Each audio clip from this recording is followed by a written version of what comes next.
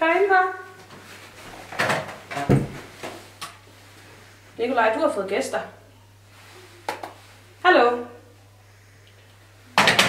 Jeg henter ham lige. Goddag, velkommen. Det var super, I kunne komme. Vi starter... Jo, min sekretær, resten. Vi starter den her lige tilbage på din plads. Vi kan jo fast starte med at sætte jer ind i venteværelset. Joke. Lad os tage kontoret. Det er herinde. Det første, man måske lige undrer sig over, det er, at der er en seng herinde. Men det er sådan set, fordi det er sådan en kombineret værelse med kontor på samme tid.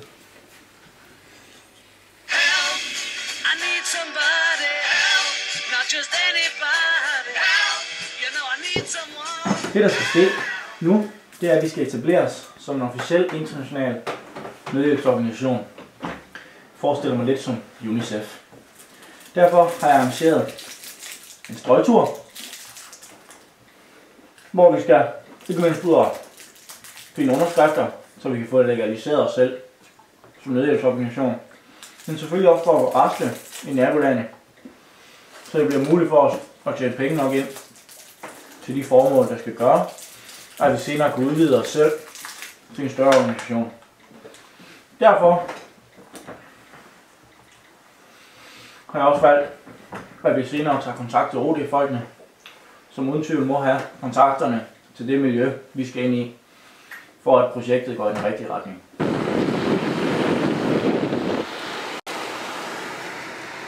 Så er vi i Horsens! Lørdag morgen kl. 10. Vi er nået til Gavmilens by. Top 15 inden for de rigeste i Danmark. Horsens. For at rasle, ikke mindst. Indspille vores musikvideo. Og indsamle underskrifter. Det er det, vi er her for. Sydafrika!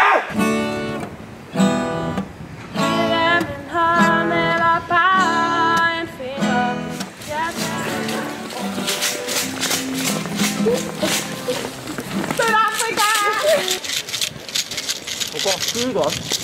Der kan mærke. I dag, hvor vi tjener pengene. Hold i den. Hold den. 2 sekunder.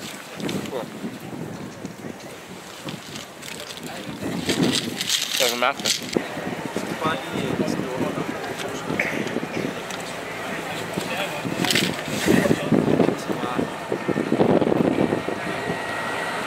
så første underskrift vist i kassen.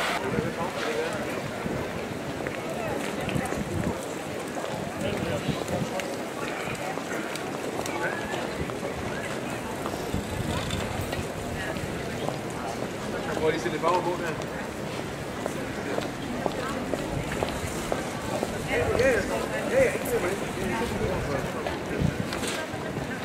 Det går skide godt. Herligt.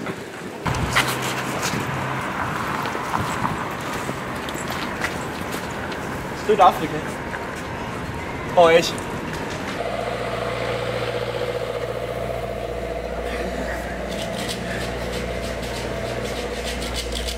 Så er vi klar til at stemme dørklokker. Hatten er kommet af, håret sidder som det skal. Vi er jo nu gået i krig, så hvis du bliver bare stående her. Det er fint.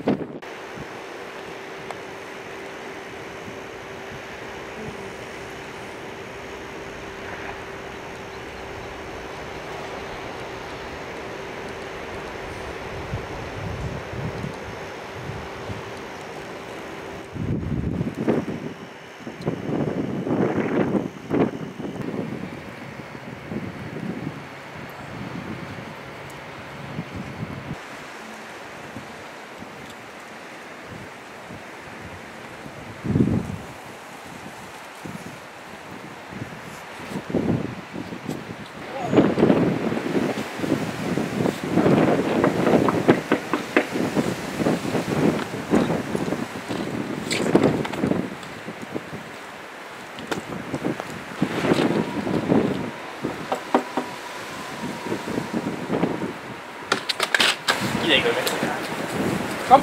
Så er vi tilbage fra Horsens for helvede. Prøv mig, hvor svært kan det være, din... Tak. Så er vi tilbage fra Horsens. En glimrende tur. Lidt problemer med at stemme dørklokker. Gik ikke helt, som jeg havde forestillet mig. Men i forhold til at samle penge ind og få underskrifter, lige øjet. En kæmpe SOCS-succes. Kæmpe succes. Men vi sørger selvfølgelig for at holde os helt rolige.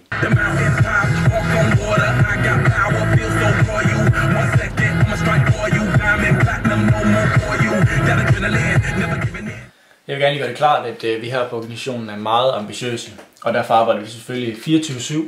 Ingen pauser, effektivitet frem for alt. Toms? Nej. Fik vi støtte fra Vestas? Nej. Dong?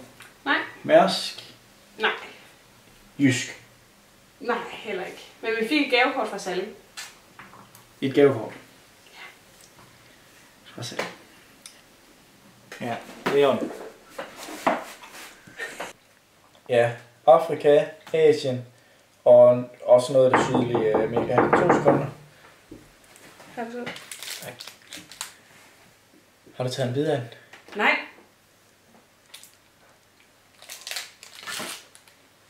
Nå, hvor kommer du fra? Ja, det er rigtig godt.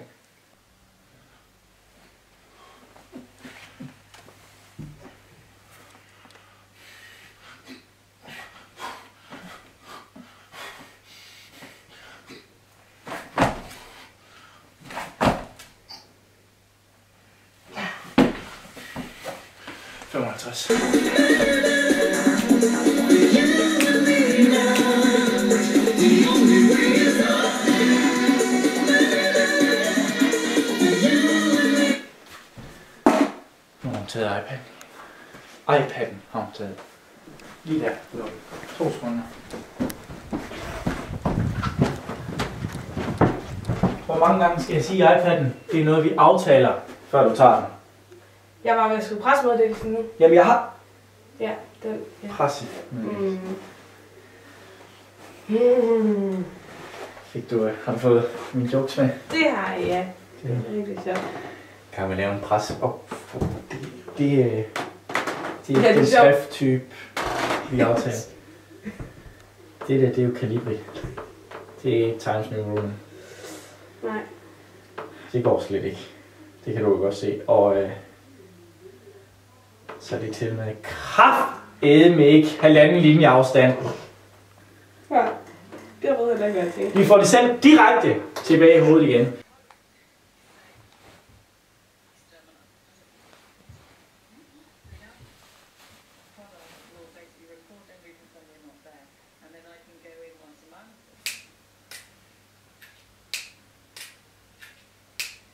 Nikolaj, vi filmer.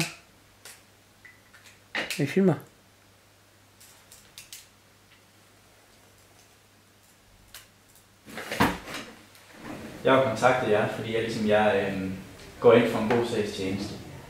Ja, fedt, du gider hjælpe. Derfor anbefaler jeg, at vi tager jeres OD-penge og sender dem til Afrika og Asien i stedet for Peru. Ja, altså det er jo et godt nok initiativ, så, men altså det går jo ikke. Det går, når det gør jo ikke. Nej. Men de er jo ikke sorte i Peru. Men derfor er det da stadig brug for pengene. Men så, altså vi kan tilbyde dig for eksempel et kursus i velgørenhed, hvis du kunne være interesseret i det. Så siger jeg tak for den her gang. Tak fordi I gad at komme. Ja, men det er den her vej. Ja, så. Jeg skal sgu have kursusleder. Det skal jeg.